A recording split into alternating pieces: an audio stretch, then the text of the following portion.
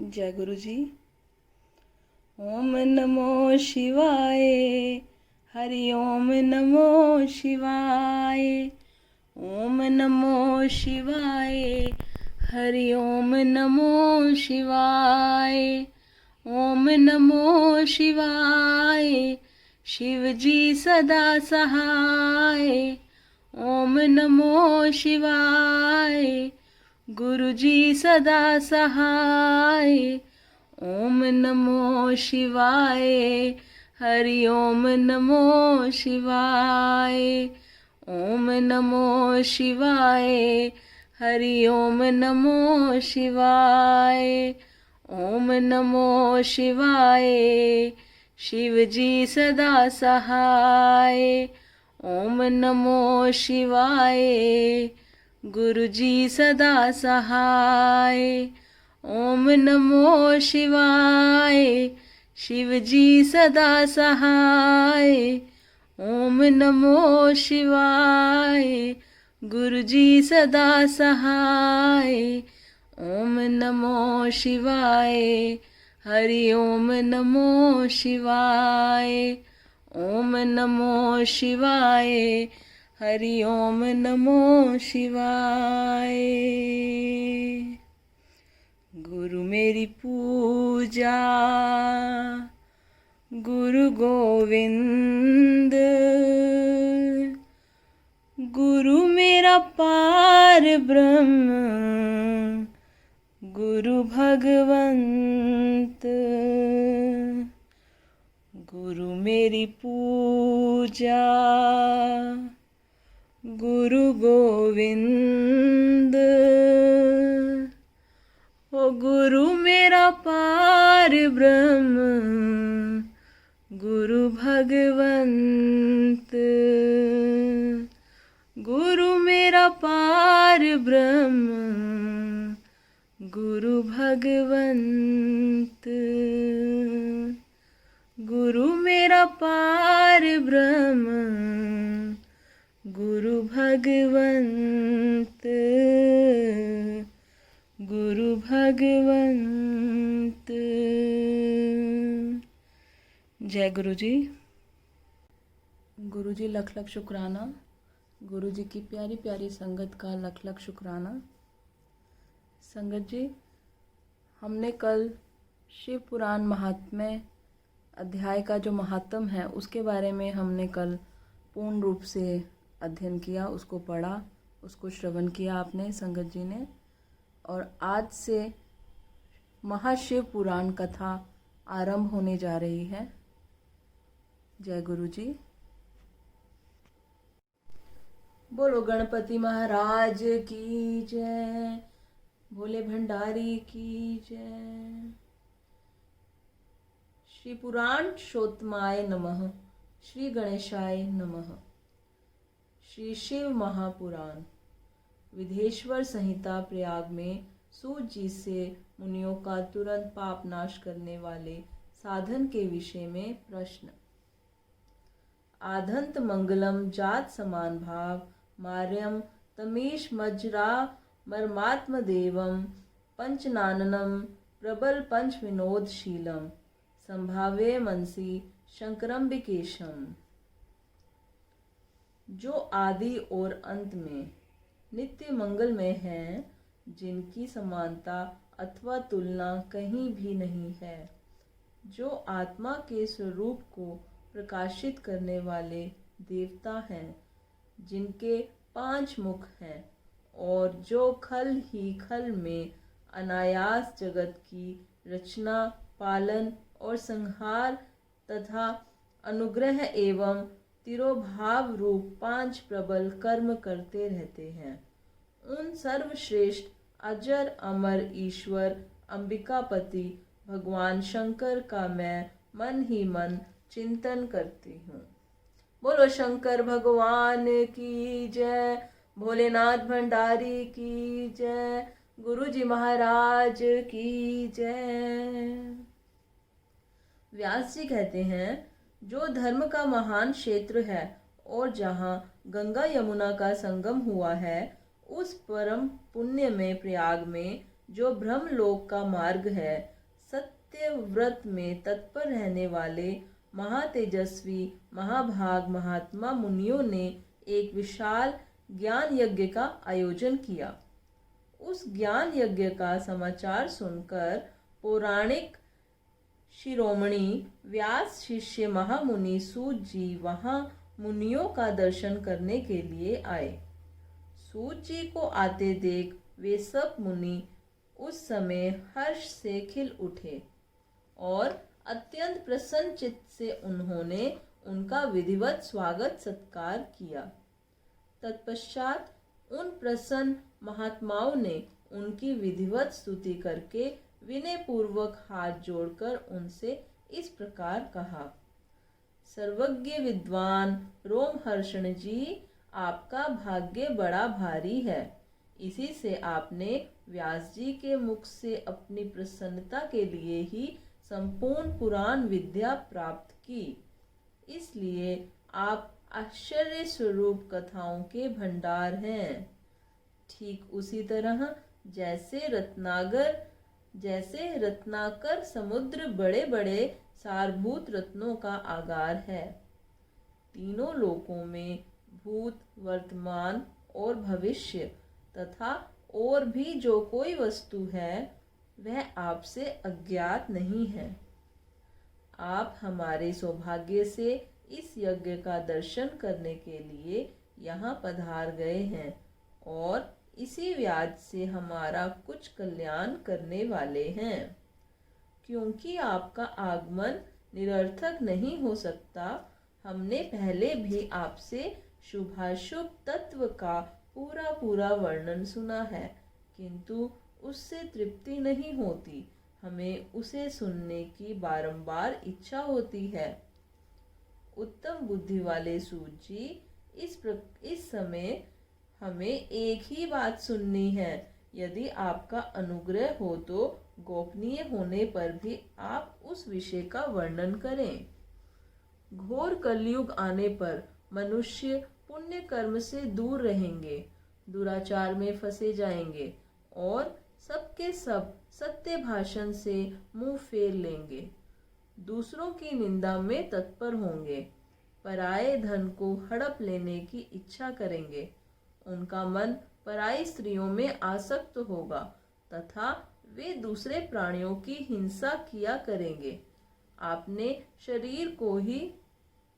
शरीर को ही आत्मा समझेंगे, मूढ़ नास्तिक और पशु बुद्धि रखने वाले होंगे, माता पिता से द्वेष रखेंगे, ब्राह्मण लोभ रूपी ग्राह से ग्रास बन जाएंगे, वेद बेचकर जीविका चलाएंगे, धन का उपार्जन करने के लिए ही विद्या का अभ्यास करेंगे और मद से मोहित रहेंगे, अपनी जाति के कर्म छोड़ देंगे, प्राय दूसरों को ठगेंगे, तीनों काल की संध्योपासना से दूर रहेंगे और ब्रह्म ज्ञान से शून्य होंगे। समस्त क्षत्रिय भी स्वधर्म का त्याग करने वाले होंगे, कुसंगी, पापी और व्याभिचारी होंगे, उनमें शौर्य का अभाव होगा, वे कुत्सित चौर्य कर्म से जीविका चलाएंगे, शूद्रों का सा बर्ताव करेंगे और उनका चित्त काम का किंकर बना रहेगा।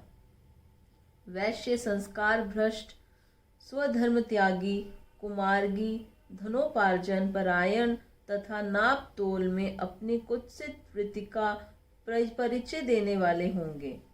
इसी तरह शूद्र ब्राह्मणों के आचार में तत्पर होंगे, उनकी आकृति उज्जवल होगी, अर्थात वे अपने कर्म धर्म छोड़कर उज्जवल वेशभूषा से विशोभित हो व्यर्थ घूमेंगे। वे स्वभावतः ही अपने धर्म का त्याग करने वाले होंगे, उनके विचार धर्म के प्रतिकूल होंगे, वे कुटिल और द्विज निंदक होंगे। यदि धनी हुए तो कुकर्म में लग जाएंगे, विद्वान हुए तो वाद विवाद करने वाले होंगे, अपने को कुलीन मानकर चारों वर्णों के साथ वैवाहिक संबंध स्थापित करेंगे, समस्त वर्णों को अपने संपर्क से भ्रष्ट करेंगे। वे लोग अपनी अधिकार सीमा से बाहर जाकर द्विजोचित सत्कर्मों का अनुष्ठान करने वाले होंगे। कली युग की स्त्रियां पराये सदाचार से भ्रष्ट और पति का अपमान करने वाली होंगी। सास ससुर से द्रोह करेंगी, किसी से भय नहीं मानेंगी, मलिन भोजन करेंगी, कुत्सित हाव भाव में तत्पर होंगी। उनका शील स्वभाव बहुत बुरा होगा और वे अपने पति की सेवा से सदा ही विमुख रहेंगी। सूत जी, इस तरह जिनकी बुद्धि नष्ट हो गई है, जिन्होंने अपने धर्म का त्याग कर दिया है, ऐसे लोगों को इहलोक और परलोक में उत्तम गति कैसे प्राप्त होगी? इसी चिंता से हमारा मन सदा व्याकुल रहता है। परोपकार के समान दूसरा कोई धर्म नहीं है। अतः जिस छोटे से उपाय से इन सब के पापों का तत्काल नाश हो जाए, उसे इस समय कृपा पूर्वक बताइए, क्योंकि आप समस्त सिद्धांतों के ज्ञाता हैं। व्यास जी कहते हैं, उन भावितात्मा मुनियों की यह बात सुनकर सूत जी मन ही मन भगवान शंकर का स्मरण करके उनसे इस प्रकार बोले।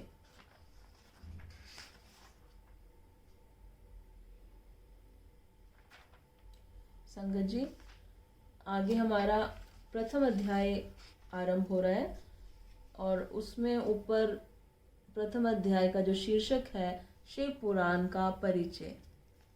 तो सूत जी कहते हैं, साधु महात्माओं, आपने बहुत अच्छी बात पूछी है। आपका यह प्रश्न तीनों लोकों का हित करने वाला है। मैं गुरुदेव व्यास का स्मरण करके आप लोगों के स्नेहवश इस विषय का वर्णन करूंगा। आप आदर पूर्वक सुने। सबसे उत्तम जो शिव पुराण है, वह वेदांत का सर्वसर्वस्व है तथा वक्ता और श्रोता का समस्त पाप राशियों से उद्धार करने वाला है। इतना ही नहीं, वह परलोक में परमार्थ वस्तु को देने वाला है। कली की कल्मष राशि का विनाश करने वाला है। उसमें भगवान शिव के उत्तम यश का वर्णन है। ब्राह्मणों, धर्म, अर्थ, काम और मोक्ष, इन चारों पुरुषार्थों को देने वाला वह पुराण सदा ही अपने प्रभाव की दृष्टि से वृद्धि या विस्तार को प्राप्त हो रहा है। विप्रवरो, उस सर्वोत्तम शिव पुराण के अध्ययन मात्र से वे कलयुग के पापासक्त जीव श्रेष्ठतम गति को प्राप्त हो जाएंगे। कलयुग के महान उत्पात तभी तक जगत में निर्भय होकर विचरेंगे जब तक यहाँ शिव पुराण का उदय नहीं होगा। इसे वेद के तुल्य माना गया है। इस वेद कल्प पुराण का सबसे पहले भगवान शिव ने ही प्रणयन किया था। विधेश्वर संहिता, रुद्र संहिता, विनायक संहिता, उमा संहिता, मातृ संहिता, एकादश रुद्र संहिता, कैलाश संहिता, शतरुद्र संहिता, कोटि रुद्र संहिता, सहस्त्र कोटि रुद्र संहिता, वायव्य संहिता तथा धर्म संहिता, इस प्रकार इस पुराण के 12 भेद अथवा खंड हैं। ये 12 संहिताएं अत्यंत पुण्यमयी मानी गई हैं।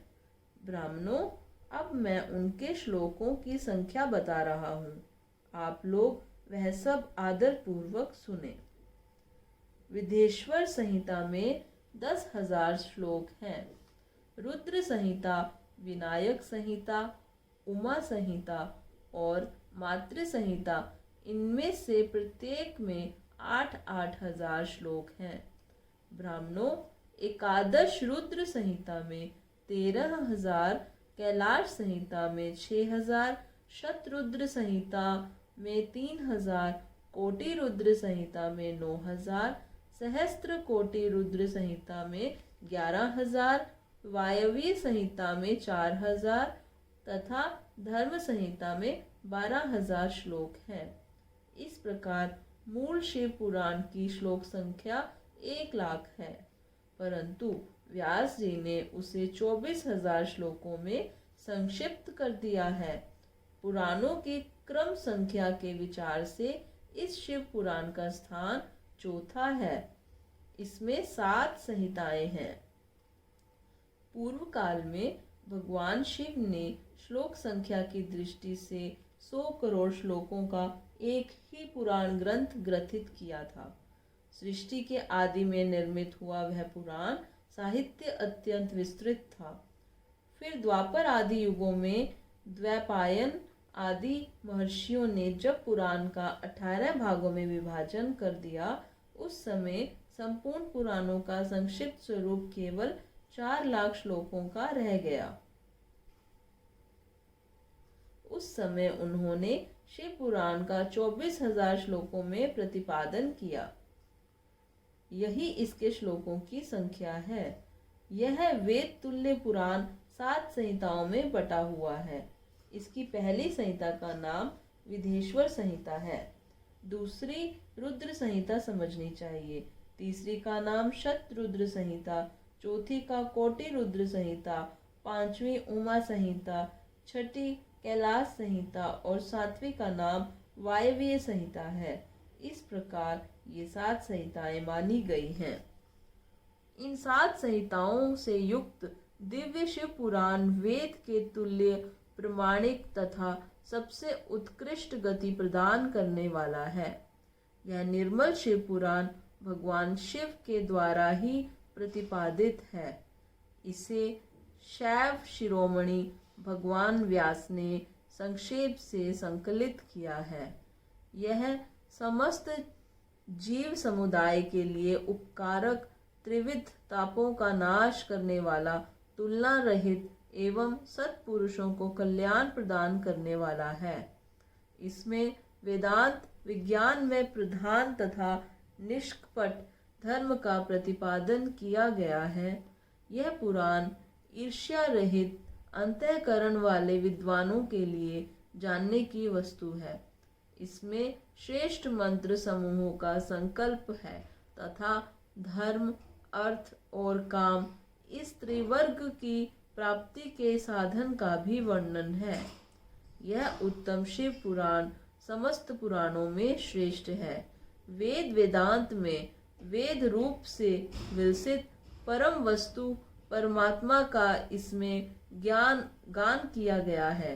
जो बड़े आदर से इसे पढ़ता है और सुनता है, वह भगवान शिव का प्रिय होकर परम गति को प्राप्त कर लेता है।